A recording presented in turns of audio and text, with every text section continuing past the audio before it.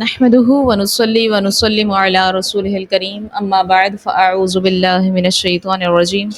بسم الله الرحمن الرحيم رب اشرح لي صدري ويسر لي امري واحلل عقدة من لساني يفقهوا قولي ربنا آتنا في الدنيا حسنة وفي الآخرة حسنة وقنا عذاب النار آمين بجاه سيد المرسلين صلی اللہ علیہ وآلہ وبارک وسلم۔ آج ہم سورہ روم کے دوسرے اور تیسرے رکوع کی تفسیر سماعت کریں گے، جہاں اللہ تبارک و تعالیٰ نے انسان کو اس کی غفلت پر متنبہ فرمایا کہ انسان زمین میں چلتا پھرتا ہے مگر غور نہیں کرتا، دنیا کی وقتی زندگی میں اتنا کھو گیا ہے کہ نہ اپنی ابتدا کو یاد رکھتا ہے نہ انجام کو۔ پھر مختلف قوموں کے انجام کا تذکرہ ہے جو کفر، نافرمانی اور غرور کی وجہ سے تباہ ہو گئی۔ آئیے دوسرے رکوع کا آغاز کرتے ہیں۔ آیت نمبر 11 میں فرمایا، اللہ پہلے بناتا ہے پھر وہ دوبارہ بنائے گا، پھر اس کی طرف تم پھیرے جاؤ گے۔ یعنی اللہ تبارک و تعالیٰ تمام مخلوق کو پہلی بار پیدا فرماتا ہے اور اس میں اللہ تعالیٰ کا کوئی شریک اور مددگار نہیں ہے، بلکہ اس نے اکیلے ہی اپنی قدرت کاملہ سے مخلوق کو پیدا فرمایا ہے، پھر وہ اسے فنا اور معدوم کرنے کے بعد قیامت کے دن دوبارہ نئے سرے سے اسی طرح درست بنائے گا جیسے پہلی بار بنایا تھا۔ پھر دوبارہ بننے کے بعد تمام مخلوق اسی کی طرف لوٹائے جائیں گی اور سب کو جمع کیا جائے گا تاکہ ان کے درمیان فیصلہ کیا جائے، اور اللہ تبارک و تعالیٰ برائی کرنے والوں کو ان کے اعمال کا بدلہ دے گا اور نیکی کرنے والوں کو نہایت اچھا صلہ عطا فرمائے گا۔ آیت نمبر 12، 13 اور 14 میں فرمان ہے، اور جس دن قیامت قائم ہوگی مجرم مایوس ہو جائیں گے اور ان کے شریک ان کے سفارشی نہ ہوں گے اور وہ اپنے شریکوں سے منکر ہو جائیں گے، اور جس دن قیامت قائم ہوگی اس دن لوگ الگ ہو جائیں گے۔ یہاں سے قیامت کے دن مجرموں کی کیفیت بیان کی جا رہی ہے۔ اس آیت کی ایک تفسیر تو یہ ہے کہ جس دن قیامت قائم ہوگی تو مجرموں کو کسی نفع اور بھلائی کی امید باقی نہ رہے گی۔ دوسری تفسیر یہ ہے کہ جس دن قیامت قائم ہوگی تو مجرموں کا کلام منقطع ہو جائے گا اور وہ خاموش رہ جائیں گے کیونکہ ان کے پاس پیش کرنے کے قابل کوئی حجت نہ ہوگی۔ اور تیسری تفسیر یہ ہے کہ جس دن قیامت قائم ہوگی تو اس دن مجرم رسوا ہوں گے۔ یاد رکھیں کہ یہاں آیت میں مجرموں سے مراد مشرکین ہے۔ مزید فرمایا، وَلَمْ يَكُنْ لَهُم مِّن شُرَكَائِهِمْ شُفَعَاءُ، اور ان کے شریک ان کے سفارشی نہ ہوں گے۔ یعنی سفارش کی امید پر مشرکین جن بتوں کو پوجتے تھے وہ قیامت کے دن ان کی سفارش کر کے انہیں اللہ کے عذاب سے نہ بچائیں گے، اور مشرکین اپنے معبودوں سے مایوس ہو کر ان کا انکار کر دیں گے اور ان سے برات کا اظہار کریں گے۔ پھر مزید فرمایا، وَيَوْمَ تَقُومُ السَّاعَةُ، اور جس دن قیامت قائم ہوگی، فرمایا کہ جس دن قیامت قائم ہوگی اس دن مسلمان اور کافر ایک دوسرے سے ایسے الگ الگ ہو جائیں گے کہ آئندہ پھر کبھی جمع نہ ہوں گے، اور یہ اس طرح ہوگا کہ حساب کے بعد اہل جنت کو جنت میں داخل کر دیا جائے گا اور کفار کو جہنم میں پھینک دیا جائے گا۔ پھر آیت نمبر 15 اور 16 میں فرمایا، تو وہ جو ایمان لائے اور انہوں نے اچھے کام کیے تو وہ جنت کے باغ میں خوش رکھے جائیں گے، اور جو کافر ہوئے اور انہوں نے ہماری آیتوں اور آخرت کے ملنے کو جھٹلایا تو وہ عذاب میں حاضر کیے جائیں گے۔ مومن اور کافر کے الگ الگ ہونے کی تفصیل اس آیت کریمہ میں بیان کی گئی۔ اس آیت نے فرمایا کہ جو لوگ ایمان لائے اور انہوں نے اچھے کام کیے تو جنت کے باغات میں ان کا اکرام کیا جائے گا جس سے وہ خوش ہوں گے۔ ایک قول یہ ہے کہ یہ خاطرداری جنتی نعمتوں کے ساتھ ہوگی، ایک قول یہ بھی ہے کہ خاطرداری سے مراد سما ہے کہ انہیں طرب انگیز یعنی شادمانی کے نغمات سنائے جائیں گے جو اللہ تبارک و تعالیٰ کی تسبیح پر مشتمل ہوں گے۔ جو لوگ دنیا میں گانے بجانے، سننے، اس سے بچنے والے اور لہو و لعب اور آلات موسیقی سے دور رہنے والے ہوں گے تو ان خوش نصیب حضرات کو جنت میں شادمانی کے نغمات سنائے جائیں گے۔ جیسا کہ رسول اللہ صلی اللہ علیہ وسلم نے فرمایا کہ جب قیامت کا دن آئے گا تو اللہ تبارک و تعالیٰ فرمائے گا، وہ لوگ کہاں ہیں جو اپنے کانوں اور اپنی آنکھوں کو شیطان کے آلات موسیقی سے بچایا کرتے تھے؟ انہیں الگ کر دو، انہیں مشک اور عنبر کی کتابوں میں الگ کر دیا جائے گا۔ پھر اللہ فرشتوں سے فرمائے گا انہیں میری تسبیح، تحمید اور تہلیل سناؤ، تو وہ فرشتے ایسی آوازوں سے اللہ کی تسبیح بیان کریں گے جیسی سننے والوں نے نہ سنی ہوگی۔ سبحان اللہ۔ فرمایا وَأَمَّا الَّذِينَ كَفَرُوا، اور جو کافر ہوئے، یعنی جو کافر ہوئے انہوں نے ہماری آیتوں اور آخرت کے دن دوبارہ زندہ کیے جانے اور حساب و جزا کا انکار کیا، تو وہ عذاب میں داخل کر دیے جائیں گے، اور اس عذاب میں نہ تخفیف ہوگی اور نہ ہی وہ اس سے کبھی نکلیں گے۔ الامان والحفیظ۔ آیت نمبر 17 میں فرمایا تو اللہ کی پاکی بیان کرو جب شام کرو اور جب صبح کرو، یعنی اے عقل مندو، جب تم نے نیک اعمال کرنے والے مومنوں کو ملنے والا ثواب اور نعمتیں یوں ہی جھٹلانے والے کفار کو ہونے والے عذاب کے بارے میں جان لیا، تو تم صبح شام ہر اس چیز سے اللہ کی پاکی بیان کرو جو اس کی شان کے لائق نہیں ہے۔ احادیث میں اللہ تبارک و تعالیٰ کی حمد و ثنا، تسبیح بیان کرنے کی بہت سی فضیلتیں ہم سماعت کرتے رہتے ہیں۔ نبی کریم صلی اللہ علیہ وسلم نے فرمایا کہ 2 کلمے ایسے ہیں جو زبان پر ہلکے ہیں، میزان عمل میں بھاری ہیں اور اللہ کو پسند بھی ہیں۔ وہ 2 کلمے کیا ہیں؟ غور سے سماعت کیجیے گا اور اس کو پڑھنے کا ضرور معمول بنائیے گا، نہایت ہی فضیلت رکھنے والے یہ ہیں۔ سبحان اللہ و بحمدہ، سبحان اللہ العظیم۔ 2 کلمے ہیں، سبحان اللہ و بحمدہ، سبحان اللہ العظیم۔ اللہ ہمیں عمل کی توفیق عطا فرمائے۔ پھر ایک دوسری حدیث کریمہ ہے، فرمایا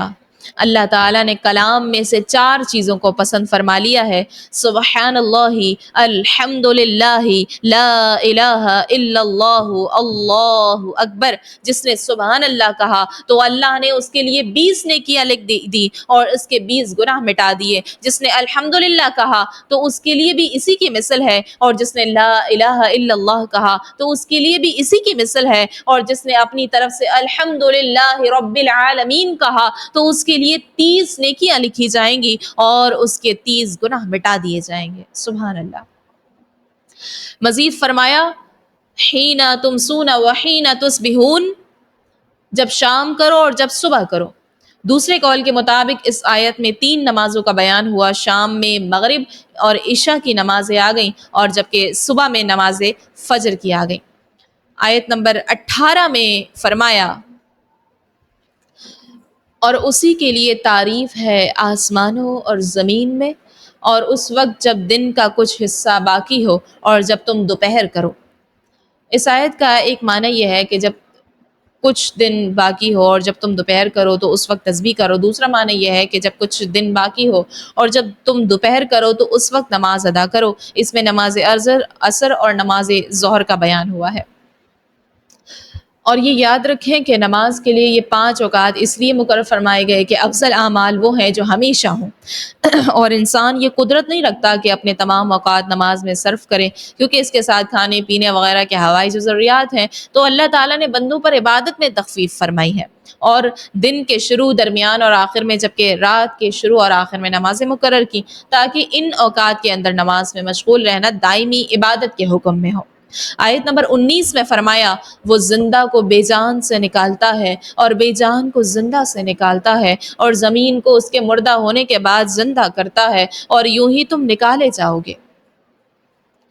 اس آیت کا خلاصہ یہ ہے کہ اللہ تعالیٰ زندہ کو بے جان سے، جیسے کہ پرندے کو انڈے سے، انسان کو نطفے سے اور مومن کو کافر سے نکالتا ہے، اور بے جان کو زندہ سے، جیسے انڈے کو پرندے سے، نطفے کو انسان سے اور کافر کو مومن سے نکالتا ہے، اور زمین کو خشک ہو جانے کے بعد بارش برسا کر اس سے سبزہ اگا کر زندہ کرتا ہے، اور ان چیزوں کو نکالنے کی طرح تم بھی قیامت کے دن قبروں سے دوبارہ زندہ کر کے حساب کے لیے نکالے جاؤ گے۔ اور اس آیت مبارکہ پر سورہ روم کے دوسرے رکوع کا اختتام ہے۔ تیسرے رکوع کے آغاز میں آیت نمبر 20 میں فرمایا اور اس کی نشانیوں سے ہے کہ اس نے تمہیں مٹی سے پیدا کیا، پھر جبھی تم انسان ہو جو دنیا میں پھیلے ہوئے ہو۔ اس آیت میں اللہ تعالیٰ کی وحدانیت اور قدرت پر انسان کی پیدائش سے استدلال کیا جا رہا ہے۔ خلاصہ یہ ہے کہ اے لوگو، اللہ نے تمہیں مٹی سے پیدا کیا اور جیتا جاگتا انسان بنایا، اور مٹی ایک بے جان چیز ہے جس میں حیات اور حرکت کا کوئی اثر نہیں ہے۔ پھر یہی نہیں بلکہ تمہارے اندر شعور اور عقل پیدا کی، خیالات، احساسات، جذبات پیدا کیے، گفتگو کرنے اور چیزوں میں تصرف کرنے کی قدرت دی، اور یہ سب چیزیں مٹی کا بنیادی جز نہیں ہیں۔ پھر تم لوگ اپنی اور اپنی صفات کی پیدائش کے بعد مختلف اغراض اور مقاصد کی وجہ سے دنیا میں پھیلے ہوئے ہو۔ اگر تم ان چیزوں میں غور کرو گے تو تم ظاہر ہو جائے گا تم پر کہ جس نے انسان کو پیدا کیا وہ واحد ہے، اس کا کوئی شریک نہیں، اور وہ کامل قدرت رکھتا ہے، اور جو مٹی جیسی بے جان چیز سے جیتا جاگتا انسان بنانے کی قدرت رکھتا ہے، وہ انسانوں کی موت کے بعد انہیں دوبارہ زندہ کرنے پر بھی قادر ہے۔ اور آیت کریمہ میں فرمایا کہ انسان کو مٹی سے پیدا کیا۔ اس سے مراد یہ ہے کہ اللہ نے انسانوں کی اصل یعنی حضرت آدم علیہ السلام کو مٹی سے پیدا کیا، اور جب انہیں مٹی سے پیدا کیا گیا تو گویا کہ دیگر انسانوں کو بھی مٹی سے پیدا کیا گیا ہے۔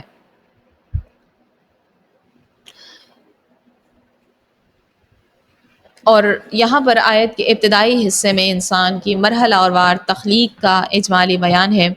جبکہ اس کا تفصیلی بیان ایک آیت مبارکہ میں فرمایا گیا ہے۔ اللہ تعالیٰ نے فرمایا، اے لوگو، اگر تمہیں قیامت کے دن اٹھنے کے بارے میں کچھ شک ہو تو اس بات پر غور کر لو کہ ہم نے تمہیں مٹی سے پیدا کیا، پھر پانی کی ایک بوند سے، پھر جمے ہوئے خون سے، پھر گوشت کی بوٹی سے جس کی شکل بن چکی ہوتی ہے اور ادھوری بھی ہوتی ہے، تاکہ ہم تمہارے لیے اپنی قدرت کو ظاہر فرمائیں، اور ہم ماؤں کے پیٹ میں جسے چاہتے ہیں اسے ایک مقرر مدت تک ٹھہرائے رکھتے ہیں، پھر تمہیں بچے کی صورت میں نکالتے ہیں، پھر عمر دیتے ہیں تاکہ تم اپنی جوانی کو پہنچو، اور تم میں کوئی پہلے ہی مر جاتا ہے اور کوئی سب سے نکمی عمر کی طرف لوٹایا جاتا ہے، تاکہ بالآخر جاننے کے بعد کچھ نہ جانے۔ تخلیق کے ان مراحل میں غور و فکر کرنے سے انسان اللہ کی قدرت، وحدانیت کی معرفت حاصل کر سکتا ہے، اور کفار میں سے جو شخص انصاف کی نظر سے ان میں غور و فکر کرے گا تو کوئی بعید نہیں کہ وہ ایمان اور ہدایت کی عظیم سعادت سے سرفراز ہو جائے۔ آیت نمبر 21 میں فرمایا، اور اس کی نشانیوں سے ہے کہ اس نے تمہارے لیے تمہاری ہی جنس سے جوڑے بنائے تاکہ تم ان کی طرف آرام پاؤ، اور تمہارے درمیان محبت اور رحمت رکھی، بے شک اس میں غور و فکر کرنے والوں کے لیے نشانیاں ہیں۔ ارشاد فرمایا کہ اللہ تبارک و تعالیٰ کی قدرت کی نشانیوں میں سے ایک یہ ہے کہ اللہ نے تمہارے لیے تمہاری ہی جنس سے عورتیں بنائیں جو شرعی نکاح کے بعد تمہاری بیویاں بنتی ہیں، تاکہ تم ان سے سکون حاصل کرو۔ اور اگر اللہ تعالیٰ حضرت آدم علیہ السلام کی اولاد میں صرف مرد پیدا فرماتا اور عورتوں کو ان کے علاوہ کسی دوسری جنس جیسے جنات یا حیوان سے پیدا فرماتا تو مردوں کو عورتوں سے سکون حاصل نہ ہوتا، بلکہ ان میں نفرت پیدا ہوا کرتی،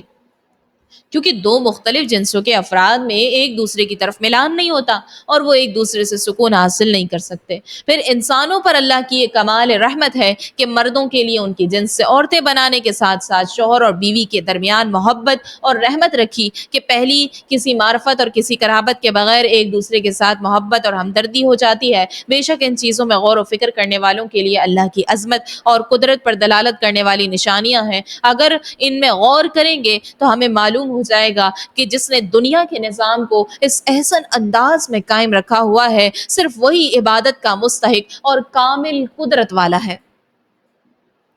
اسلامی معاشرے میں خاندانی نظام قائم کرنے اور اسے برقرار رکھنے کو خاص اہمیت دی گئی ہے، اور اس نظام کی عمارت چونکہ مرد اور عورت کے درمیان شوہر اور بیوی کے رشتے کی بنیاد پر ہی کھڑی ہو سکتی ہے، اس لیے اسلامی معاشرے میں اس بنیاد کو مضبوط تر بنانے کے خصوصی اقدامات کیے گئے ہیں۔ ان میں سے ایک یہ ہے کہ عورت اور مرد کے ازدواجی رشتے میں ذہنی اور قلبی سکون اور باہمی ذمہ داریوں کی تقسیم کو اصل بنیاد بنایا، اور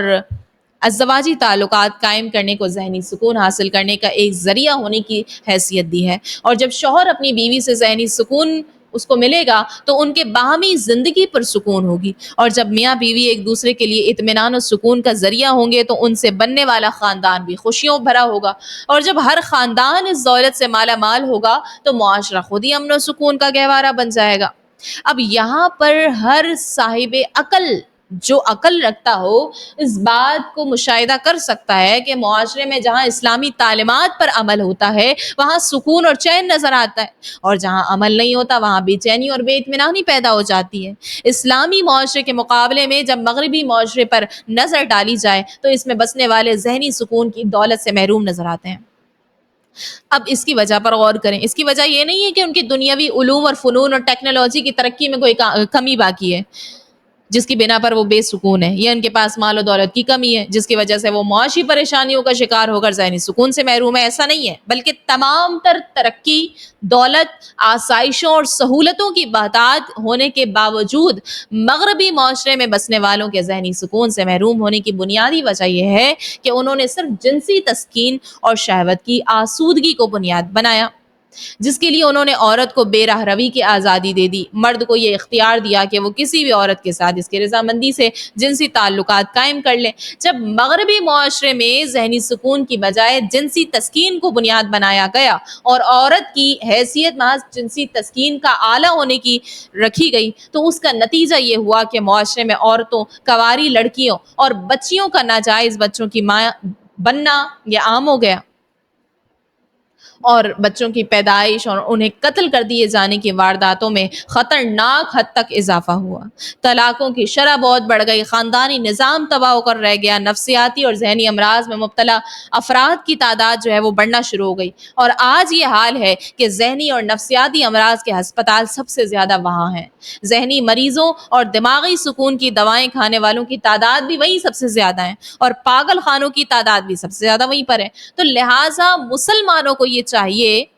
کہ مغربی معاشرے کی اندھی پیروی کر کے اپنا ذہنی سکون اور خاندانی نظام تباہی کے دہانے پر لانے کی بجائے ان کے حالات سے عبرت حاصل کریں اور اسلامی معاشرے کے اصول و قوانین پر عمل پیرا ہو کر ذہنی سکون حاصل کرنے اور خاندانی نظام کو تباہ ہونے سے بچانے کی بھرپور کوشش کریں۔ اللہ تعالی ہمیں عمل کی توفیق عطا فرمائے، آمین۔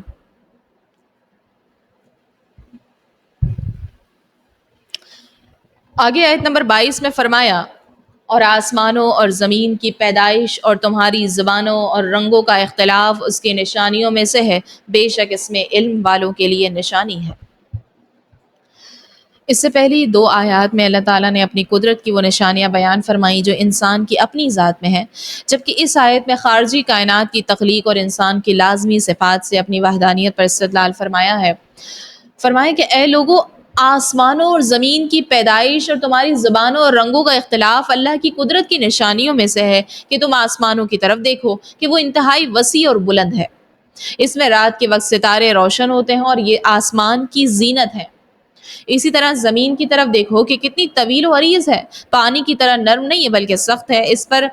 پرہیبت پہاڑ نصب ہیں، اس میں وسیع و عریض میدان ہیں، گھنے جنگلات ہیں، ریت کے ٹیلے ہیں، دریا اور سمندر جاری ہیں، نباتات کا ایک سلسلہ قائم ہے، لہلہاتے ہوئے زرخیز کھیت ہیں، پھلوں سے لدے اور پھولوں کے مہکتے ہوئے باغات ہیں۔ یوں ہی تم جو ہے وہ اپنی زبانوں کے اختلاف پر غور کرو کہ کوئی عربی بولتا ہے، کوئی فارسی اور کوئی ان کے علاوہ دوسری زبانیں بولتا ہے۔ ایسے ہی تم اپنے رنگوں پر غور کرو کہ کوئی گورا ہے، کوئی کالا ہے، کوئی گندمی ہے، حالانکہ تم سب کی ایک اصل ہے اور تم سب حضرت آدم علیہ السلام کی اولاد ہو۔ اسی طرح تم اپنی جسمانی ساخت پر غور کرو کہ ہر انسان کی دو آنکھیں ہیں، دو ابرو ہیں، ایک ناک ہے، ایک پیشانی ہے، ایک منہ ہے اور دو گالیں ہیں، اور انسانوں کی تعداد اربوں میں ہونے کے باوجود کسی کا رنگ، چہرہ، نقش اور دوسرے سے پورا نہیں ملتا، بلکہ ہر ایک دوسرے سے جدا ہی نظر آتا ہے، اور اگر ہر ایک کی شکل اور آواز ایک جیسی ہوتی تو ایک دوسرے کی پہچان مشکل ہو جاتی اور بے شمار مصلحتیں ختم ہو کر رہ جاتی۔